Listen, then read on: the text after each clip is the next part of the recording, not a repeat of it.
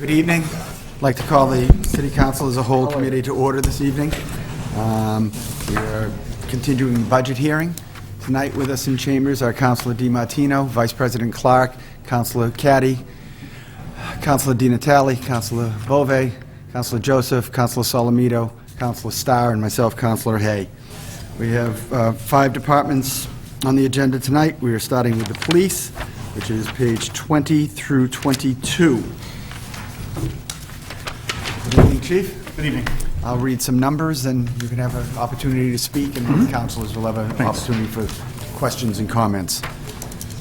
The budget submitted by the mayor, the police budget total is $5,738,995. Police labor is $3,644,482.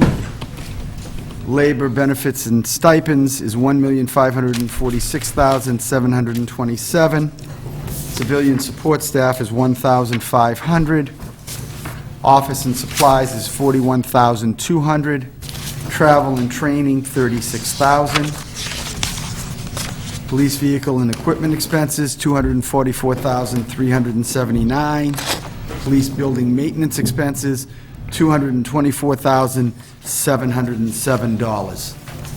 Chief DeMora. Good evening. As most of us are, I'm extremely concerned. I'm concerned about our budget cut. These cuts, if they do incur to the police department, will decrease our department's budget to $5.7 million. The other monies that you see there are actual grants that we're anticipating to get within probably the next 4 or 5 months. To decrease our department's budget to $5.7 million is to reduce our patrol force by 32% and our overall budget by 12%. In plain language, this will reduce our patrol force from 63 officers to 43. I fully understand the severity of the city's financial situation and that of the state's and the difficult decisions the mayor and honorable council have to make. However, it is extremely short-sighted to consider further cutting our police resources. Public safety should never be sacrificed. It is the cornerstone of any economic rebound for a community and a major reason why businesses as well as residents choose to live or work here.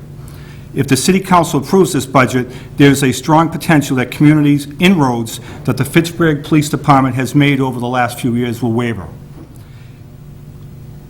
The Fitchburg Police Department has proven that police officers count. Crimes get solved, people feel safer when sufficient resources, equipment, technology, and staffing is maintained. We can and do save lives. We've made police services as efficient and available this past year with the drastic cuts we sustained in fiscal year 08-09. People must feel safe to venture out, engage a business, visit a restaurant, or just take a family member out to one of the recreation areas in the city. Just as each and every one of us protects our investments, the city too must protect their assets. The opening of the police substation on Main Street improved visibility and will add a policing strategy to the much-needed central business district. These resources are slated to come from the present staffing levels that we do have now.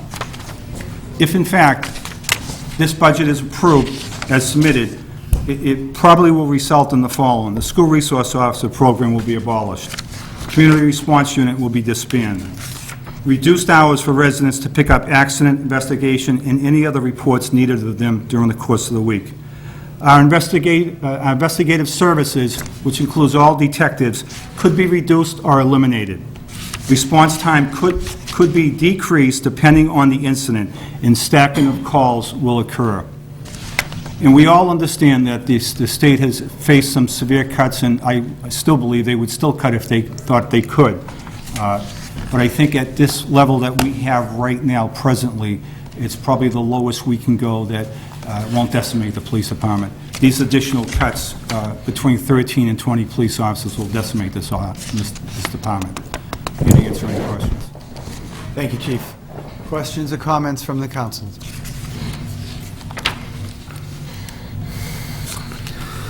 Well, if nobody wants to jump in, I'll start.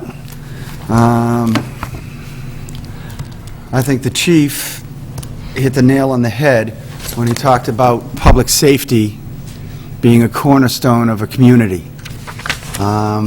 We have a responsibility to the citizens of this city to not only make them safe, but to make them feel safe. And when and if the residents in this city are uncomfortable about public safety and concerned about it, I don't think that's in their best interest or the city's best interest as a whole.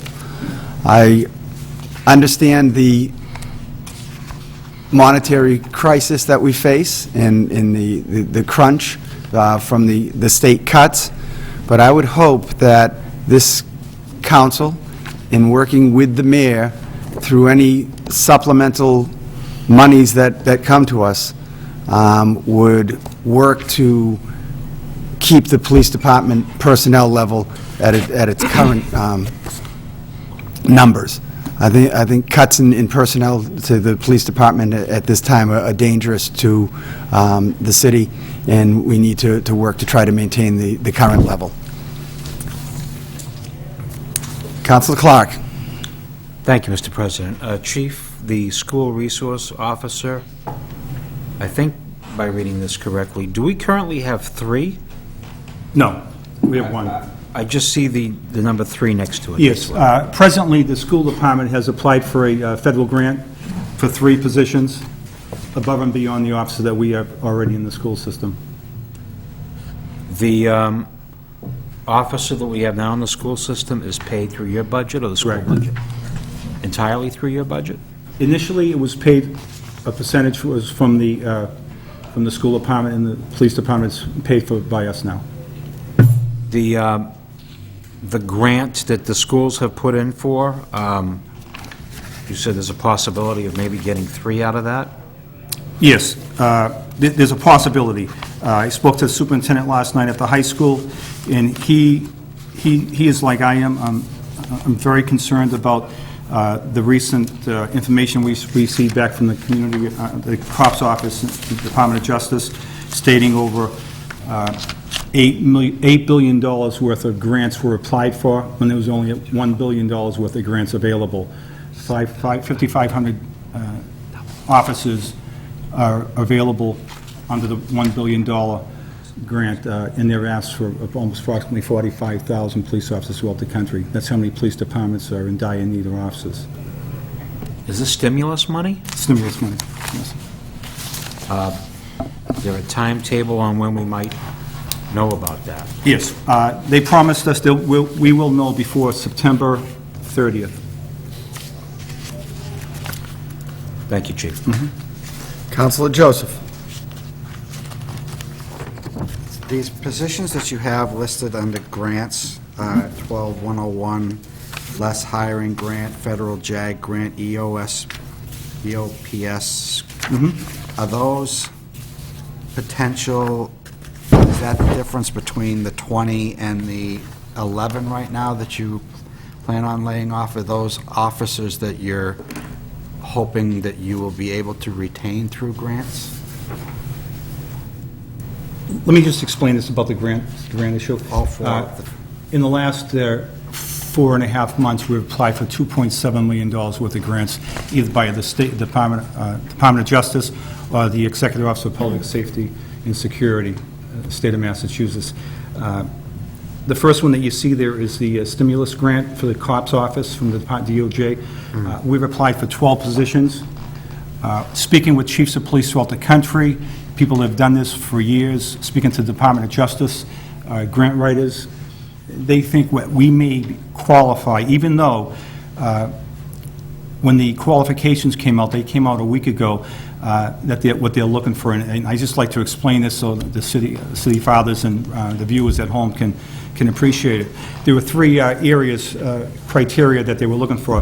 The first one was the economic factors, such as your revenue and operating budget for the police department as well as the city. They also were looking at whether there are layoffs occurring in the law enforcement agency and local government, if there has been any furloughs, and also the unemployment rate, foreclosure rate, and data on families in poverty.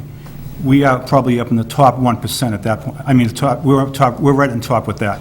The second part of this is that They're going to review the UCRs, Uniform Crime Reports, for last year, 2008, which in our city, our UCRs went up 9.2%, probably right up there with the rest of them. And the third criteria that they're looking for to give these police officers out is there must be some community policing initiative in place.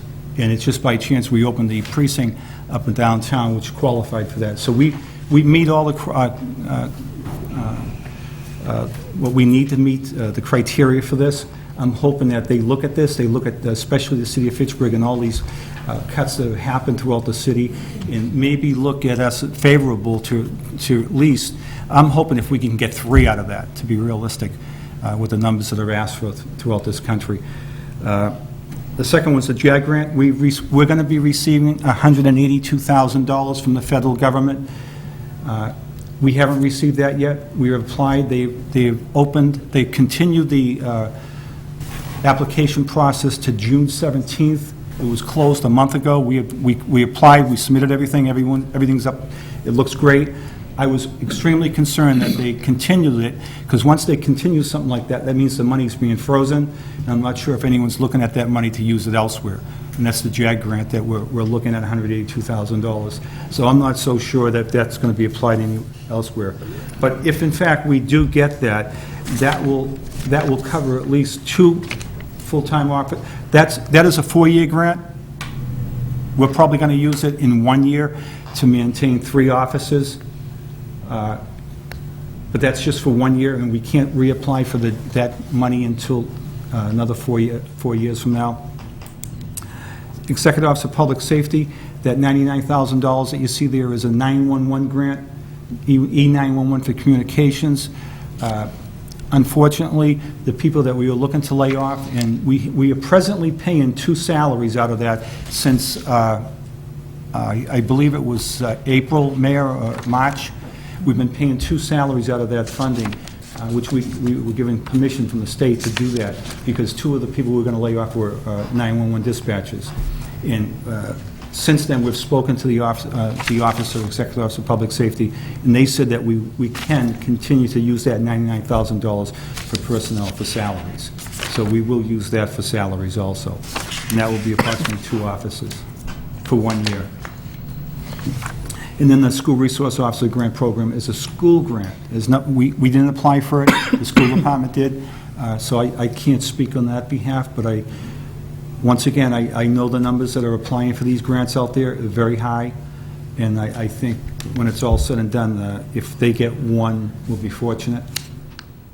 So when you originally said we would go from 63 to 43, that's without any of this? Correct. So we're hoping to get That's right. half of that back? Correct. Okay. That's just, I'm trying to figure out Yep, what the numbers, sure. so we're looking at, hopefully... I just rather not say that, I know. We're because looking at worst it's not case money in our hand, and I've known chiefs that have done this, and they've ended up in the hole, and I think this is the better way to look at it, that this is our budget, this is what we're facing, and if something comes along, we can, naturally, all the money that we'll get in grants, as long as we get the authority to. It's easy for me to sit here in front of you tonight. These all have to be modified. Any grants that we put in, I've already put them in with things that we needed in the police department. When I was told we weren't going to need cruisers, I made one assumption: we better try to buy a couple of cruisers with that. So those grants will be modified to keep police officers here in the city. And I don't think the federal government or the state government will have a problem with that. If not worst case, we're reduced by 10 police officers, how many patrol routes will you be able to maintain per shift? Well, we're meeting tomorrow afternoon, the command staff and the union, to go over that, to go over what we think the deployment issue should be. I open that up for the whole department. I think it should be a collective agreement that what we do. This will probably, if we look at 10 to 20 officers, it will probably greatly reduce our investigative roles in the city. Will be more reactive roles where we're responding from call to call. Just to remind everybody, and I know everybody here knows that we respond to over 40,000 calls for service. That does not include things that police officers see and do during the course of their shifts. So that's an awful lot. And if you look at reducing the ranks to about 43 police officers, you're looking at them responding to well over 1,000 calls themselves per year, which is an awful lot. Thank you. Counselor Caddy. Chief, how many community response people do we have? Presently, Yes, 3. 3. Just want to put things in perspective for everybody. If you reduce the police department by 20 men, that's 800 man-hours a week. 800 man-hours a week. If you take out the 1 school resource officer, the 3 community response people, the 3 detectives, the 3 drug units, and the 1 traffic guy, that's a total of 11 people. That's right. I know you're going to have a meeting tomorrow, but right now, if we reduce your force right now, 20 people, how would you man your department? We will. No, I mean, how will you man your department? I'd rather not talk about deployment issues in a public venue. I think it's I don't think it's appropriate place to speak about that, but I can tell you that we will respond to calls that the public call us on. I guess what I'm really asking is, how many men per shift, a minimum, will you have on? I can guess. I would say probably 5 officers and cruisers. So if you look, if you do that just by sheer numbers, you have 5 cruisers, that's 2.5 extra men, that's 5, 7, 8 officers on a shift without any relief, so you have to give at least, say, 3 or 4 officers so they can have time off and vacation time. Well, the other thing to consider, Chief, is if you take off 20 guys, they're coming from the bottom of the list, the guys with the least amount of time off. What you're going to have is you're going to have a middle to older age department that have maxed out all of their Time off. benefits. So what's going to happen is you're not going to, I don't believe you're going to be able to put that many guys, keep that many guys on the street at one time without creating overtime slots. Oh, no, make no mistake, if we reduce it by 20 officers, there would have to be overtime. And we would probably come before the council prior to the end of the next fiscal year to request additional revenue. That creates, reductions of forces create overtime. And remember, as you said, Counselor, that you're looking at officers that probably have an average of, I'll defer to Chris Garcia, or week-wise, but roughly probably 8 weeks off a year. The most long-term officer, 8 weeks a year off, and that's an awful lot. I guess I'm not buying into this. This would be, I would rather close every building in the city than see our police department be depleted any more than it already has. I don't think it's going to work. I think that, I think the citizens are in danger, but I think now we're going to be putting our own guys in danger. And I don't think we should be doing that. Oh, I agree. Thank you. Counselor Solomito. Thank you, Mr. President. Thank you, Chief. Chief, a few questions. I noticed in your budget that you have no mention of any demotions of any officers for the year coming up, 2010, is that correct? Correct. Now, I noticed when the fire department came up here last week, they had totally eliminated 4 captains, or all of them, in essence. My question is, why can't we eliminate 1 or 2? And I know we only have 1 captain, I'm not mentioning captains, but is it maybe not the time to maybe start to reduce the rank of the officers and put more officers in patrol for the public safety? Only as a show of unison, if the fire department can do it, to put more firefighters on the trucks, is this not the time for the police department to think about doing the same? A couple things. You must be talking about sergeants, Counselor? I'm just leaving Just for... sergeants and because- lieutenants. well, There's the only 1 captain, so I'm not talking about That's right, eliminating and the that one. lieutenants are the commanding officers of the shifts. Right. I think you can't cut them back. We only have 4. One runs the bureau, 3 run the shift. So when you look at sergeants, clearly our sergeants respond to calls, very similar to, I think, the fire department mentioned, I heard the chief mention that they're next in lieutenants, I believe, respond to calls. Our sergeants do respond to calls. They're working sergeants. I haven't thought about even looking at to reduce any other ranks right now because I want to get through the reorganization and see how we're faring. You got to remember, we have other things that we have to do. We have a courthouse we have to run. We have other things that go on during the course of the week that we have to focus on. Now, early this year, a new sergeant was promoted, and I don't want to go into that issue again. But then that person we were told that sergeant and one other were demoted back to patrolman, correct? Correct. But according to the budget, they're still budgeted for 11 sergeants to be paid as sergeants. My question is, why do we budget them as being a sergeant collecting pay if they're collecting patrolman's pay? Oh, they are collecting patrolman's pay. So, and if they are, and I believe that, then why are we budgeting 11 sergeants to be paid? Why can't we? We have 11 without. Well, we have 11 in name, but I guess, are we paying 9 or are we paying 11? And if we're paying 9, why do we budget 11 to pay them as a sergeant? We have 11 sergeants right now. If you looked at what we did, we went down. We didn't take away a sergeant. We originally created a sergeant's position. To move it up to 11, correct? Right. And then 2 got demoted. Was that Officer Giannini and Officer LeMay, am I correct? Yep. Sergeant LeMay? Mm-hmm. So they then went down to 9.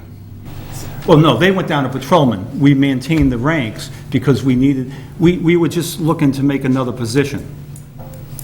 Right now, we have 11 sergeants, not including LeMay or Giannini. If I may, the 11 would have actually gone up to 13 with the demotion of 2 lieutenants down to sergeants, and those lieutenants were demoted because captains were Right. demoted. So All right. those are 2 separate issues. All right. Next question, would you explain to everybody sick time buyback in this coming year is going to go from $20,000 to $40,000 being budgeted? So 100% increase in, how does that exactly work and why is it doubled for coming year? And that would be on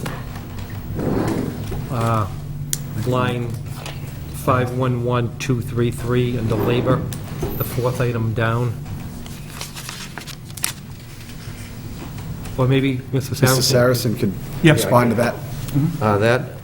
That number, the 40,000, is based on a projection that of the number of officers or employees in that department that may retire. You only get a sick time buyback when you retire. I don't know, I know the ceiling on most departments is, or unions is $10,000. I don't know, it may be a little higher for that group. So maybe they're presuming or assuming that you may have 4 retirements during next fiscal year. And also, we would have to pay for if guys were starting to buy back that typically wouldn't buy back. What do you mean when typically? In other words, a lot of officers may not take advantage of that sick time buyback. They may not do that. If they're going to get laid off, they may do that to get the money. Now, you also mentioned 13 layoffs in the patrol division, correct? The 13 officers being laid off according to the budget that we got from the mayor? 13 officers In being this laid off? particular scenario, there's, let me replay the 48 hours in which we received the numbers from the state, in which we had to submit the budget, because there's a little bit more behind the scenes. The 13 officers were the number of officers we projected to be laid off when the budget was a $95.8 million budget. When we realized that it wasn't $95.8 million, that it was in fact $92.4, that was a $3.3 million difference. We had to make those cuts in a 48-hour period amongst all departments. So the decision came down from my end that the quickest way to do that was to basically give numbers, give bottom line numbers to departments. Otherwise, we would be going back and forth for probably a week. So the number that was given to the police department is $5.7 million. There was also some discussion about grants and the timing of those grants. So 2 grants in particular, we did choose to put back in here because we are, first of all, we're hoping for those grants. We typically get those grants, and I'm not looking to lay off those 6 additional police officers until we are sure we are not going to get those grants. And that's another reason why I'm not going to be quick to spend other funds that we may find, because I want to make sure that we do not lay off more than the 13 police officers. Worst case scenario, again, this is immediately after receiving the Senate numbers, was that the number would be 20 layoffs in the police department. So we quickly worked to discuss 6 of them through the grants, and we also basically, what we did was we basically ransacked everybody's office accounts. We found 1,000 here, 1,000 there, and so on, and put those together to save 1 more police officer, so that the worst-case scenario without grants is 19 rather than 20. So there's been a lot of work, and it you know, it's not as easy as it sounds, but there was a lot of work to try and get that number down as little as possible.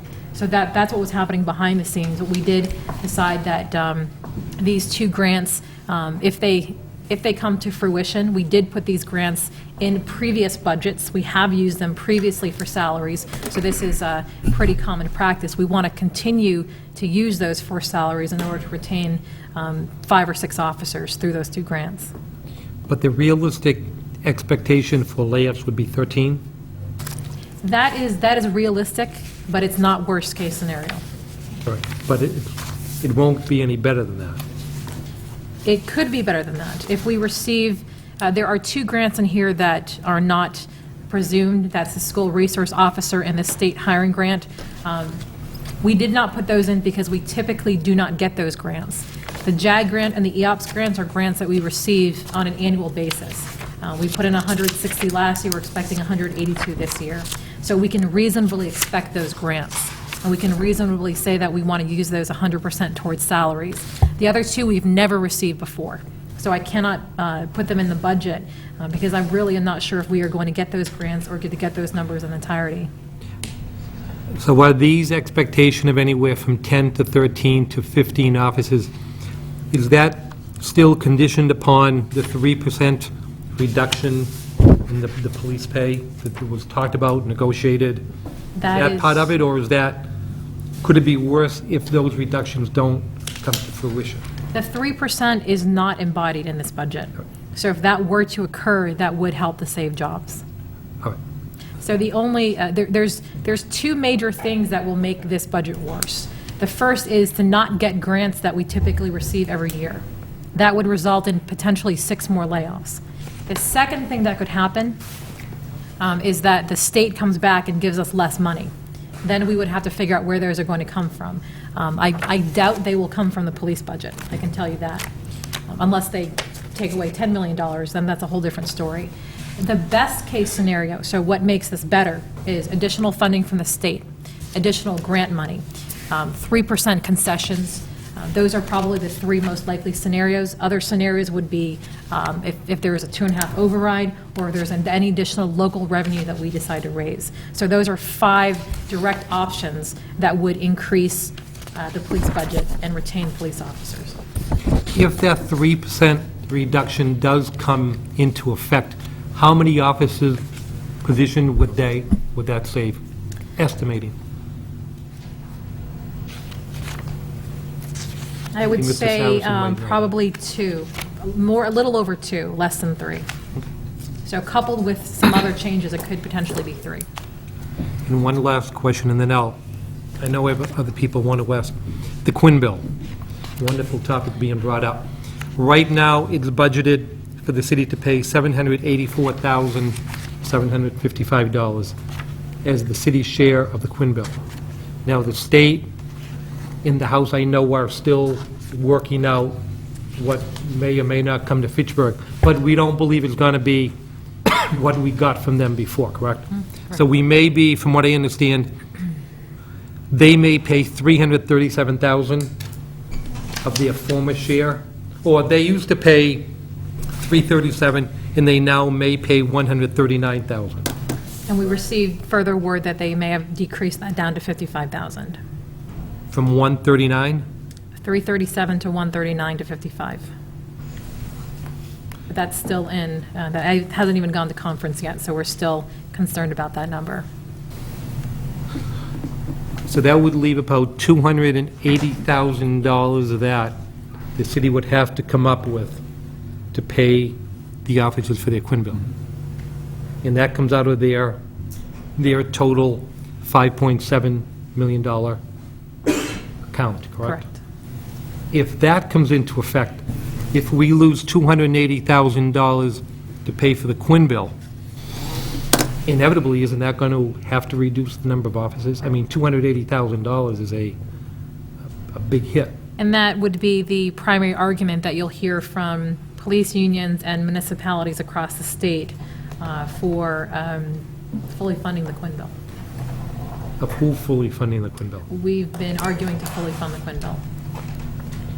The state to fully fund it, or the city? The MMA, the Mass Municipal Association, the Mayor's Association, I'm sure police unions are on top of it. So it's But been who's, you're asking who to fund it? the state. The state to increase the amount. Currently, last year, they funded the Quinn bill for the entire state at $50 million. The House decreased that to $35 million. The Senate decreased that to $10.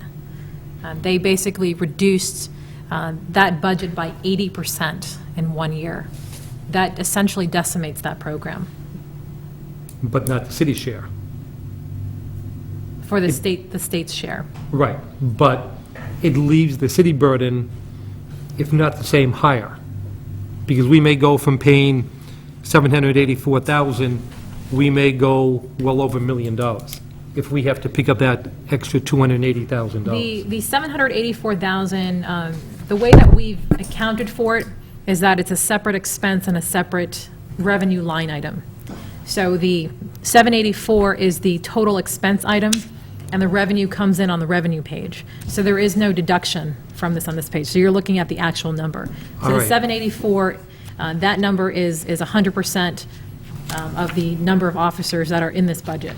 So that number will only increase or decrease based on the amount of personnel. What has the highest variance is the amount of revenue that we receive, and you'll see that on the revenue page. Right. But we still may be taking, and I'm not taking any more time, we may be taking a hit of an extra $280,000. Yes, and we'll see that, not on this page, but we'll see that in terms of our revenue page. Our revenue page will go down, which means we have to have a budget that corresponds to that. All right, thank you. Thank you. Councilors, if I could just make one comment in the discussions we're having. The mayor, throughout the process, has been very clear that she's only included in the budget revenues that they anticipate having. Not speculating, not guessing, not hoping. And I think that was a good and healthy thing to do. But in our discussions, we seem to be going to a lot of the, if that happens, or maybe this will happen, and that could happen, and I understand everybody's angst and everybody's desire to have a concrete thing and know exactly where we may end up with this budget. But the reality is, for us as a council, these are hard numbers. These are the numbers that we have to deal with. Until something specific comes through and the mayor gives us a supplemental budget, this is what we've got. And we need to make our decisions based solely on this. I think asking our questions based solely on this will be more productive for us in the long run when we get to the end of this process. Councilor Di Natale. Thank you, President Hay. There is a sixth way, direct way to restore funds to public safety, and that is to make cuts to the budget proposed to us. Since we know for a fact we're not going to finish at zero at the end of the year. The suggestions I have made after 2 departmental reviews is over $100,000 in cuts. Chief, how much would you need to bring those 13 officers back? I see it says 2.7 million. I see the F10 level is 6.482. million, and then the mayor's proposal is 5.7, so that's a difference of $700,000-800,000. Is that safe to say? So 750 would bring those 13 back? Okay.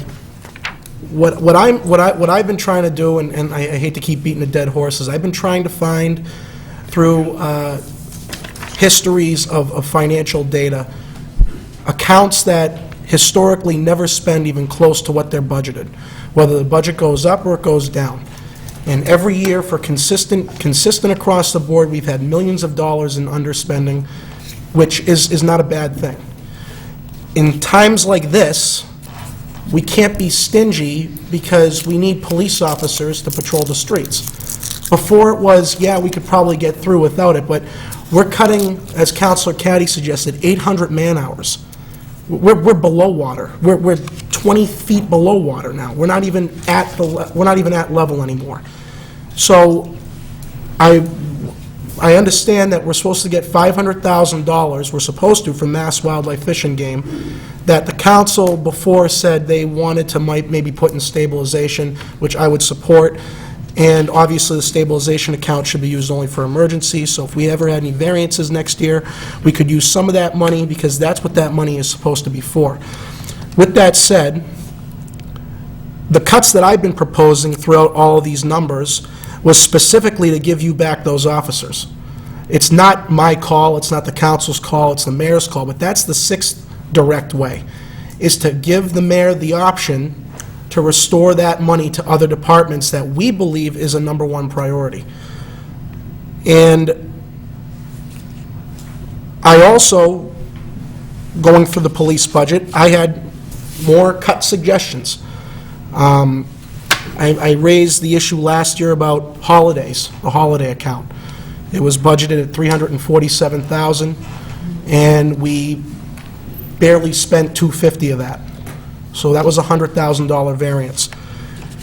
And this year, through 10 and a half months, we have a budget of $353,000, and we've only spent $219, with an available balance of $135,000 with 6 weeks to go.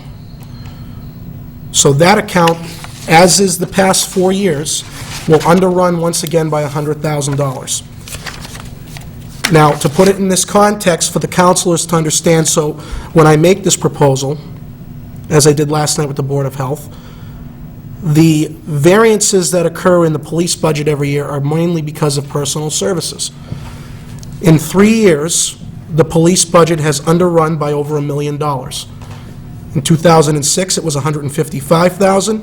In 2007, it was $262,000. And in 2008, it was $485,000. Keeps going up every year, even when the budget's declining. And that's not criticizing, that's chastising. I understand things happen during the year that make that possible, but there is once again, a historical trending pattern of consistent underspending. And before I could understand a little bit of it, but now that we're losing 13 guys, where I'm going with this is like I did with the health department last night. There is PAD. There is every year. I'd like to cut a little bit of that down. The holiday account was cut significantly. It was cut down to $310,000 by the mayor. But over a 4-year period, we have never spent more than $255,000 in our holiday account. And any money that I propose tonight we cut from this budget stay with the police, but obviously that's the mayor's call, in the effort of bringing back, if anything, 1 more officer. And like I said, all the other departments I'll be doing this with, it's all to try and get as many guys back on the force as possible, because that's all I care about. I would like to make a suggestion on the list that the holiday account be reduced by $35,000, down to $275,000, which is still over $20,000 more than what we have historically spent in that account. And it's the same as the sanitary landfill last night.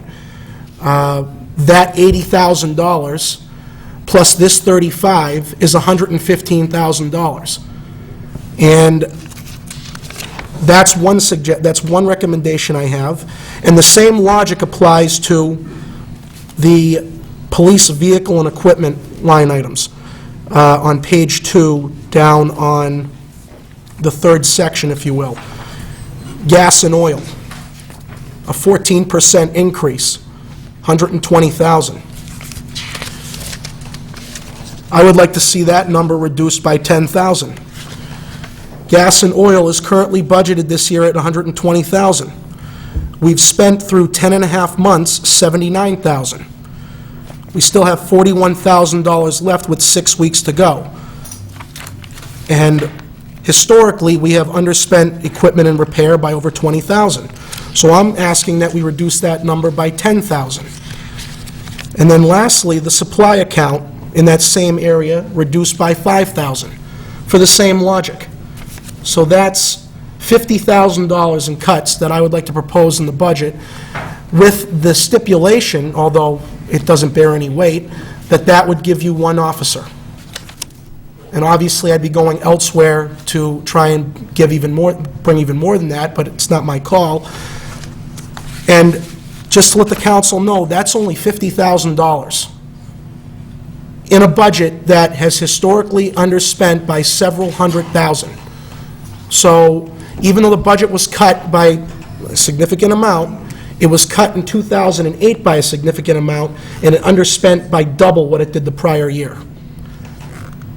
For whatever reason, I don't know, but again, $50,000 out of $5.7 million in a department that historically has money left over. We transferred $330,000 last year. I'm trying to bring back an officer. It's not a lot, it's one guy or one woman, but I think it's more than possible we can do this. So those are the 3 suggestions I have, and that's just with this department, and I would hope that it stays with them. To continue on that, Chief, we have, how many officers do we have that man the phones?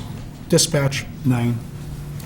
So if we have 50 officers after this budget is approved, or however it goes, does that 9 is in that 50? Yes.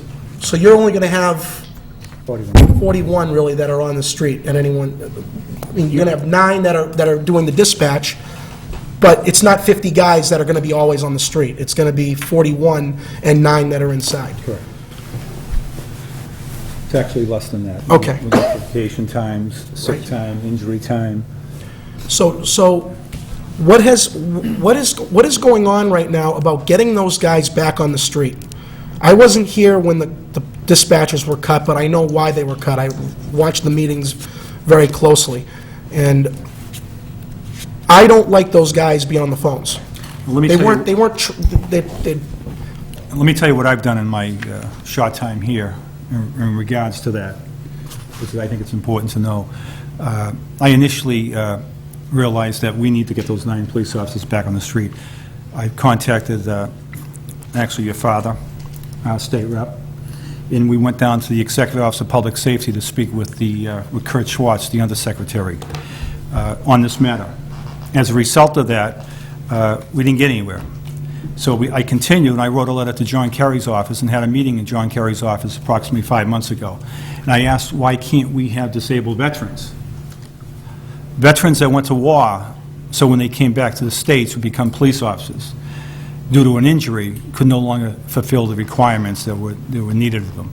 Why can't we have the disabled veterans to come back here, work in our dispatching room, work in dispatching rooms throughout the country, never mind the city here in Fitchburg, the country, and start saving an awful lot of money during the course of a fiscal year.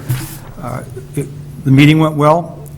It all ended up with the workforce, Dave Sullivan from the Workforce Board that stated, yeah, we don't have a problem with it. We could almost do it. The problem is if they fall off a chair, they get re-injured, or a new injury occurs, you have to pay for their retirements. So that went out the window. I tried regionalization. The mayor and I had a meeting with approximately 4 different cities and towns. Nobody liked it. It cost too much. The Essex County, presently, after 5 years trying to do a regionalizing dispatching, may start in another year, so that will be almost 6.5 years that they try to bring a regionally dispatching system in their area. So it's really hard to do, especially when I started looking around here and speaking with police chiefs, fire chiefs in this region.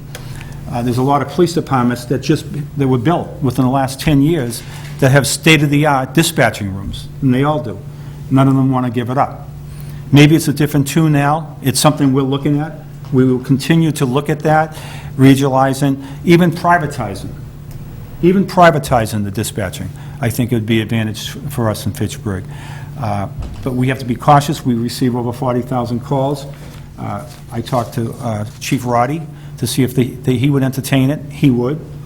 The issue was then you have over 80,000 calls coming into a region. Who would pay for it? And so the person that comes to mind that could handle something like this is the Sheriff's Department.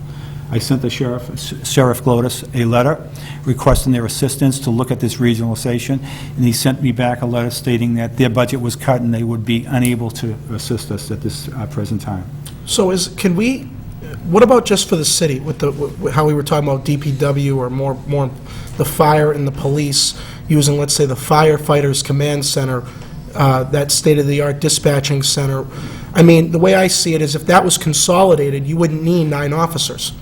We could probably bring back a few of those men or women back onto the street if we consolidated, and if that was the case, what is holding us up from consolidating dispatching for Fitchburg? Is it an executive decision? Can it be just made by an executive decision? Is it something that the unions have to agree to? What are the obstacles, if you will, to making that happen? Honestly, I don't think there's any obstacles. I think it's just a matter of really putting it together to seeing. When you say consolidate, I'm not sure if you mean just consolidate the services and not the personnel, because consolidating the personnel would be unique. To have a police officer and a fireman do it? No, I didn't mean that. I mean, so you mean any way to consolidate the services. consolidate and get some of these guys back out there. We are the PSAP, which is the answering service for all 911 calls here, and we send them to a secondary location, which would be the fire department. That could be consolidated. We could handle all calls. We could give out all calls to fire department. You know, Fitchburg Police to Fire 1. You got a fire on Elm Street. We could do that. I just don't think it's going to solve the crisis that we're in. We have 9 police officers doing dispatching. We would actually probably, as a result of any consolidation, I'm not sure how many calls on the non-emergency side go to the fire department directly, and that may have to increase our manpower to another officer in that room at certain times. Okay, and so it's a great idea, and I thought, quite candid, I thought coming in here last year, I thought this dispatching issue would be behind me. It's extremely hard to this is a very tough decision, only because how do you make it better? My belief, I want my officers back on the street. So how do I get 9 other people or 12 other people? Honestly, if we're going to privatize this, they're going to need 12 people to do what 9 police officers do. And thank you. The other question I had was, or comment, is I wanted to take this opportunity to thank the rank and file for working with the city on recent concessions, mostly health care, and foregoing retroactive pay. I've never experienced what it's like to give up hard-earned money when things are out of your reach, and I personally appreciate it, as hard as it is to do, and I believe they should be commended for helping the city out as much as they have. The last thing I'll say, just to point this out to the people that are watching, is something that always irked me a little bit, and I brought this up with the firefighters, and I've brought this up with other departments, is at a time where we're losing 13 men and women, I look at the line item titled Benefits and Stipends, $1.5 million. It's 28% of the budget. In the fire department, it was 26%. And I told Chief Roy back last week, and maybe I'm not following it, but for me, you know, salary, overtime, pension, health care, that's a package. All this other stuff is extra. And I told him that, and I'm saying the same thing here. And I just made an observation that if the firefighters had that number reduced in half, they'd bring back more than 13 firefighters back. And if this number were reduced in half, that would bring back well over 13 police officers back. And it's well-earned, it's well-deserved, but outside of those 4 things I mentioned in these times, I just need to point that out because that's a lot of guys, a lot of men and women. But I'm not picking on just the police, I've said it for everybody. Well, I'd like to comment on that, Counsel, if you don't mind. When you look at stipends, and I was kind of taken back when I first got here, I wasn't sure what was going on until I looked at our contract compared to another city contract, that the officers on the other side made a lot more money. And they made that because they didn't have as many stipends. Way before that I sat here, and maybe way before most of you folks sat here in this chamber, other councilors were here, other mayors and other police chiefs that agreed to stipends versus a pay increase. There's not one officer in this room, or on the street tonight, or at home, that wouldn't rather have a pay increase versus a stipend, because they agree with you. But it wasn't an option then. And this was their raises. These things called stipends are really money that these guys and women deserve over the years, that I don't know if the fortitude or whatever the council at the time didn't want to do and put it into a salary. They just figured it'd be better in a stipend. And if you compare us to other city departments, salary-wise, I think you'll see we're in the low end of that. So I think these officers, to do what they did in these last couple of months, to give up a raise that they fought so hard for the last few years, that I came in on the backside of, I applaud them. And it's very hard for me to sit here, looking at the officers that I might lose in the next month or two, to say that they don't deserve it. They do deserve it, and they deserve to keep their jobs. And I hope when it's all said and done, the smoke clears, that you can clearly see the city of Fitchburg needs these officers to make the streets safe. And I agree with you, Chief, about deserving and why it happened. It's another decision that we're paying for by previous administrations that didn't have the foresight to see what this would lead to, because I would have been fine with it going into base salary as well. And I never faulted any union rank and file for these things, because it takes 2 to tango. And there was someone at the other end of the table that said, no problem. And I wouldn't give it up. But I just point that out because my only focus right now is to bring these people back. That's all I care about right now, and I know that's a separate issue, but I appreciate you answering my questions. Thank you. Mayor Wong? I just want to clarify the issues with the bottom line number of $5.7 million in the grants. This is an area in which the grant cycles just don't match with a city municipal cycle. The number that the council's voting on is the $5.7 million. So that's the number that you should look at. What that means over the course of the year will change and may change depending on the grants we've received. One of the reasons why we've had money being given back by the police department is that throughout the years, the police department has actually been absolutely wonderful in going after and getting grants and utilizing those grants to substitute for dollars that were in the budget to pay for their salary line items. But we can't budget for that. So if you're saying that because they've given back $200,000 last year, they should do it this year, you can't compare apples and oranges, because this year, what I want to caution the counselors is that I am taking that $200,000. It is in here. It doesn't affect the $5.7 million line item because I put it in here. The two grants in there are $281,000. So you could say that we could cut that out of the police department.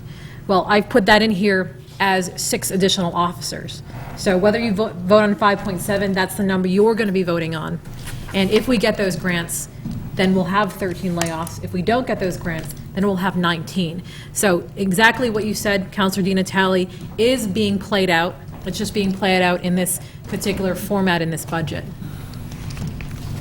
Thank you. Thank you. Counselor Bove. Thank you very much. This is our third night reviewing this budget, and in these 3 nights, we've seen the final figures change at least 5 times. It occurred to me that we are spinning our wheels, because we really don't know what we're playing with. What if this, what if that, we're going to lose this, we're going to lose that, we're going to lose 13 officers, we're going to lose 19 officers, 10 firefighters, all on speculation. It is all on speculation because we do not know the final figures. And I'll be honest with you, I don't know if we can sit for 6 more nights on speculations. It's wasting our time, it's wasting the police officers' time, it's wasting every department's time on speculations. Until we can have a final figure, a concrete figure, I would suggest that we revoke this whole budget, revoke it, because it's bogus. It's absolute bogus. So that's my suggestion, and I'm going to make the motion that we reject this budget as it is right now.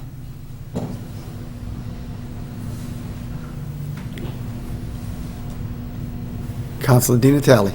Thank you. While I understand what Councilor Boisvert is saying, as the council president mentioned earlier, and I agree with him, that this is what's been submitted to us. The mayor was bound by that May 15th date, and we were made well aware before that time that things were going to change, and there have been frequent updates. But I agree with President Hay that we got to work with what we've been given. And we're all aware that if more money comes in, hopefully, there will be a supplemental budget. It's not an unheard of process. There are things that change all the time. Private companies have supplementals all the time. This is what we're working on now.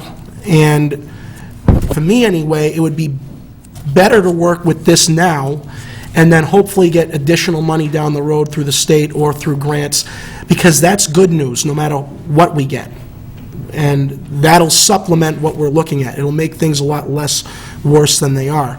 It could go the other way, but this is what we've been given. And if we were going to revoke this whole thing now, we should have done it 2 weeks ago and we got it. We've spent hours already looking through a few departments.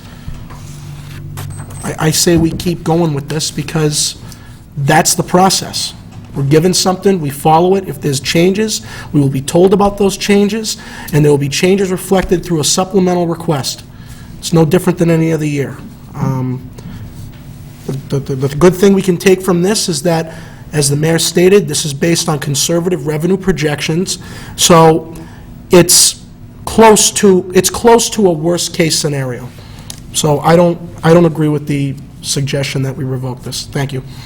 Counselor Joseph. This is a point of order. We're discussing a motion that hasn't been seconded, Motion wasn't seconded. so there should be no discussion on the motion. Are we, okay. A couple of things. Computer resource, you used to have a civilian systems manager and a GIS, MIS analyst. Who's doing those functions for you? City Hall. The IT department at City Hall. So do you pay that person a portion of his pay? Does that come out of your budget at all, or does that all come out of the MIS? Initially, the money was taken out of our budget. I can just speak to that a little further. This was part of the reorganization. There were actually 4 individuals, not 100% of their time, but there were 4 individuals in the city that were working on various IT in different departments. When we consolidated down to 2 full-time employees. So that's Phil Dawson and Trevor Bonilla. So those are the 2 that are encompassing as much as possible, all the IT duties in all the departments. And so that's not including Trevor, so you still would have 2 MIS or systems managers people in this budget? No, we would have one. Okay, that's what I'm We would go from 4 parts of people to 2 full-time to 1 full-time. Okay. And I just wanted to get clarification. I missed 2 of the 5,000s under the police vehicle and equipment. I got the one for supplies, but what were the other 2 suggestions for reductions? Dick? I believe it was the holiday pay, $35,000. Yeah. Gas and oil, $10,000, and supplies, $5,000. That totals 50. Repair, 10,000. Okay, thank you. The clerk has repaired at 10. There were 4. Yeah, I didn't have that. Was You there? did mention one other one, but then it totals $10,000. 50, so Yeah, just the 50. Okay. did you No. did mention a repair, but, I mentioned it, but that, okay, no, that that's, wasn't, that's, so it was just those 3? Yep. Okay. Okay. All set, Counselor? Counselor Clark? Thank you, Mr. President. Just in looking at grants, I know that we had passed a CDBG grant a couple of months ago. I think it was $95,000 for drug suppression and some domestic violence money in there as well. Where would that be in the budget? I don't see it. That's in overtime and other expenditures. The grants that I've included in there are salaries for officers. So that would be the difference between having an officer and not having an officer. CDBG is primarily overtime and other activities that existing officers would incur. And that's where we've put it last year as well, in overtime? Yes, it has never gone to actually pay for the existence of an officer, just for supplemental overtime. Okay. Thank you. Any other questions or comments from the councilors? Counselor DiMartino? I just want to know who's writing all these wonderful grants. There's a few of us in the police department. They're obviously doing a great job. Yes, thank you. Congratulate them. I will. Thank you. Certainly know what they're doing. Thank you. Anything else? Thank you, Chief. Yeah, thank you. I thank you, council. I hope that you, as you review what is presented in front of you, you make smart decisions for the city, and we will at the police department. I want to just close with saying I would be really, I'd be concerned, much more concerned if we didn't do any health care initiatives that have taken place in the city. So I'm wondering how much cuts we would have had if we didn't do that. So I commend the mayor and especially my members of our police union that took a vocal and a proactive approach to that. And I think you saved quite a few more jobs, Chris and Brian. I appreciate that work that you did there. Thank you. Thank you, council.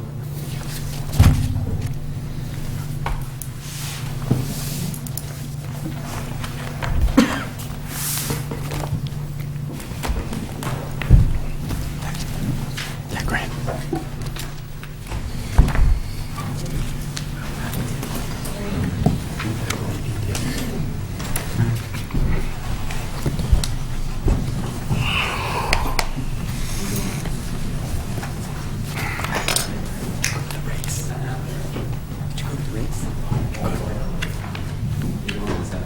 Everybody ready? Moving forward, we'll go to the city clerk, page 4 and 5.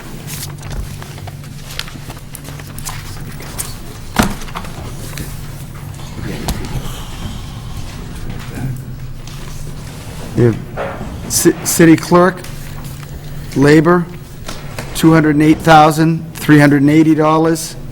City clerk expenses, $6,300. Elections, oh, that's separate. So we'll just do the city clerk personnel and city clerk expenses. Madam Clerk? I did have just a couple of things I'd like to say. I'll keep it very brief. I think the council knows what goes on in my office. but for the benefit of those that might not know everything that we do, we have 4 primary functions that are carried out by 4 staff people, including myself. The first area is, of course, the city clerk, where we provide the customary services of public records management, vital records, birth, marriage, death. We are a public information resource, and we issue and process various licenses and permits. We provide those services to the city with a full-time equivalent of 1 3/4 people. The second major area is that of the City Council. I think you know what we do for you. We provide all the administrative support for the council. We provide those services with a full-time equivalent of 1/2 of a person. Elections is the third category. We administer every aspect of all of the local, state, and federal elections. That includes voter registration and the annual city census. We do that with a full-time equivalent of 1 1/4 persons. And then the fourth is the License Commission. We provide all of the administrative support for the commission, attend all the meetings, process all the agendas and the minutes like we do for City Council.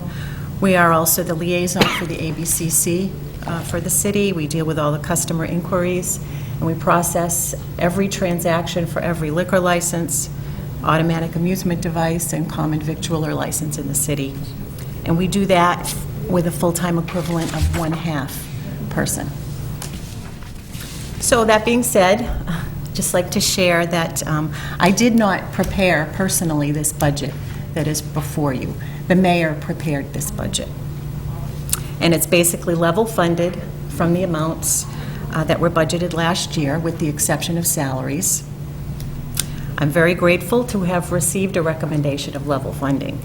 But I do caution that we did overrun in a couple of areas. City council advertising and the code book supplement. Those are very difficult to predict. So we'll just have to wait and see how those things go next year. But other than that, I'd be very happy to answer any of your questions.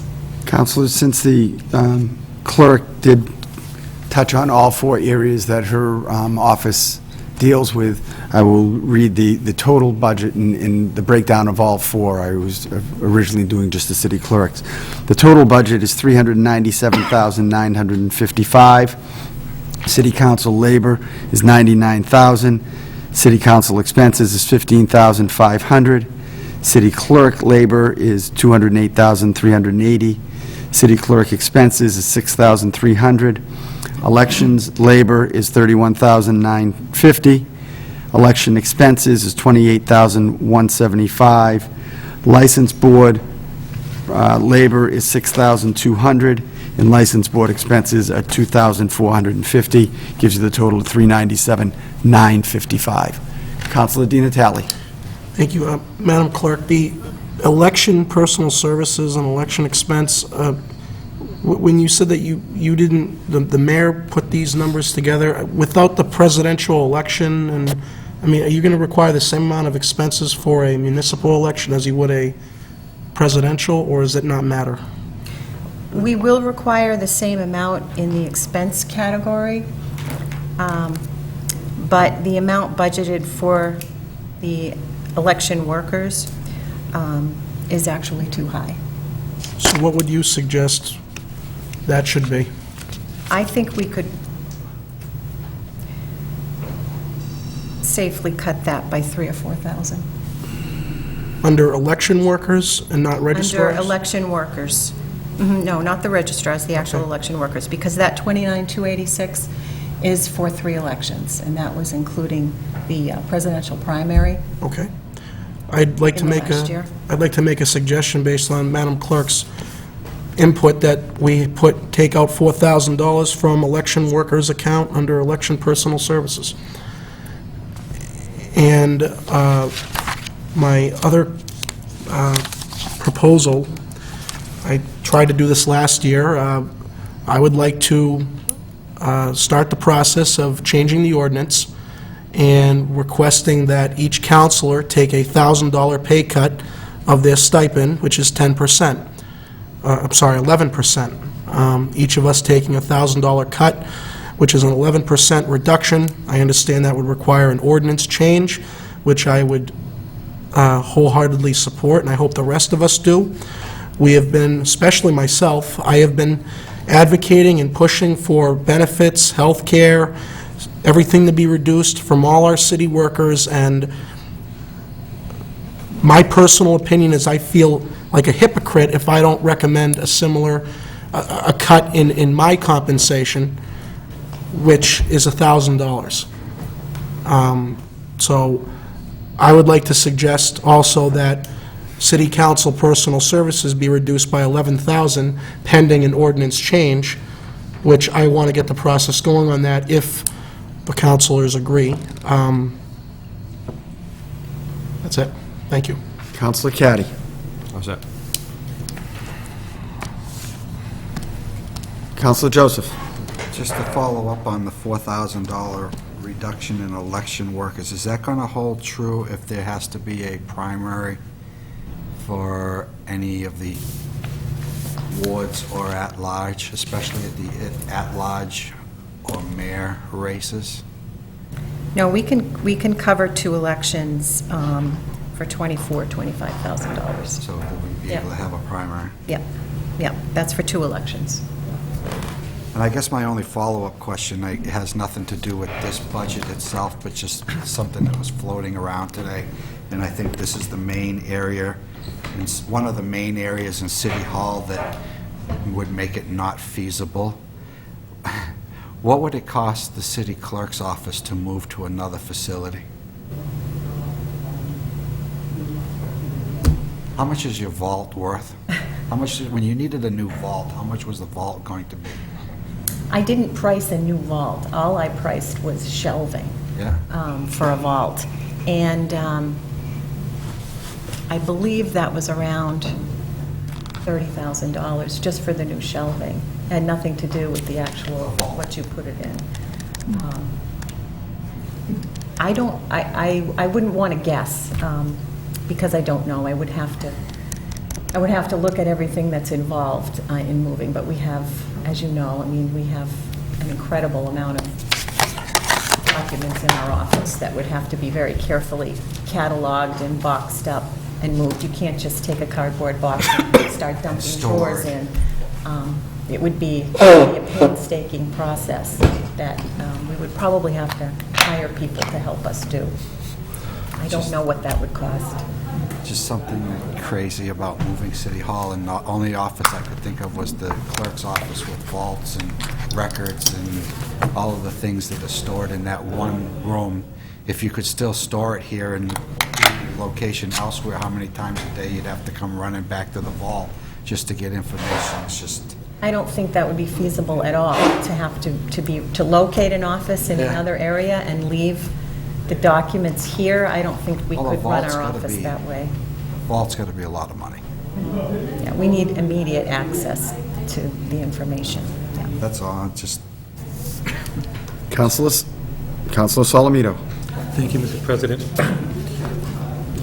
I know there's been a recommendation of maybe saving $3,000 to $4,000 in election workers, but in the event we need a special election, and that isn't unusual. I mean, it happens, I know they call it special because it's somewhat unusual, but people on the school committee resign to take another position. People in the city council may leave for another position. Mayors may leave. And I'm not saying that, but it's possible that might happen. Wouldn't it be prudent to leave that $3,000 to $4,000 in there in the event we do need a special election? I just don't think $3,000 to $4,000 is really going to carry the day to save the budget. And if we have it in the event we do have a special election, rather than trying to find the money elsewhere, that $3,000 to $4,000 is there for the election workers. I would agree with that, Counselor, not only for that reason. When I said that we could swing that line item with $23,000, $24,000, that's the number that it costs to pay the election workers, that would come out of that specific line item. But for instance, some of the other things that happened this year, we overran with the advertising account. We overran with the code book supplement account. And I was able to pull some funds from that particular line item to supplement those expenses. The reason we had some extra money this year in that line item is because when we have state elections, we do get some reimbursement from the state for the additional hours that we have to keep the polls open. And that money usually goes back into the general fund at the end of the year if we don't use it. So that we didn't use it, and that money was sitting there. So it's always good when you know there's going to be some overruns, and I would predict that there will be. It's nice to have a little bit of room there to be able to pull from. I would agree with that. Thank you, Madam Clerk. Mr. President, just after hearing Madam Clerk's explanation, I would ask that the amount of money that's proposed in the budget for the election and workers remain at $29,286. And I understand Councilor Di Natale's concern for it, but for the $3,000 to $4,000 difference, I would ask the amount stay as it is. Thank you. Any other questions or comments? Councilor Di Natale. Would a special election for a counselor or school committee member be determined by the city council and the school committee combined? Isn't that a special election? It If a school committee member left, we would have a vote here, correct? To replace. It depends on when they resign. I don't remember the exact timing, but if it's, I'd have to check the charter. If it's before a certain time in their term, we have to have a new election. If it's after a certain time during their term, then the council appoints. We had that situation a couple of years ago when Councilor J. Cruz was appointed, and you also had a joint convention of the school committee and city council to appoint a school committee member. It's all based on the timing. Well, since that's a frequent occurrence, at least in my experience last few years, I will agree with Councilor Salmi. We take that off the list. Thank you, Council. Thank you. Councilor Caddy. Go back to Councilor Di Natale's suggestion of the council cut reduction 10%. I think a more reasonable figure would be the 3% that everyone across the board has been asked to give up. And I'd like to make that suggestion for our notes.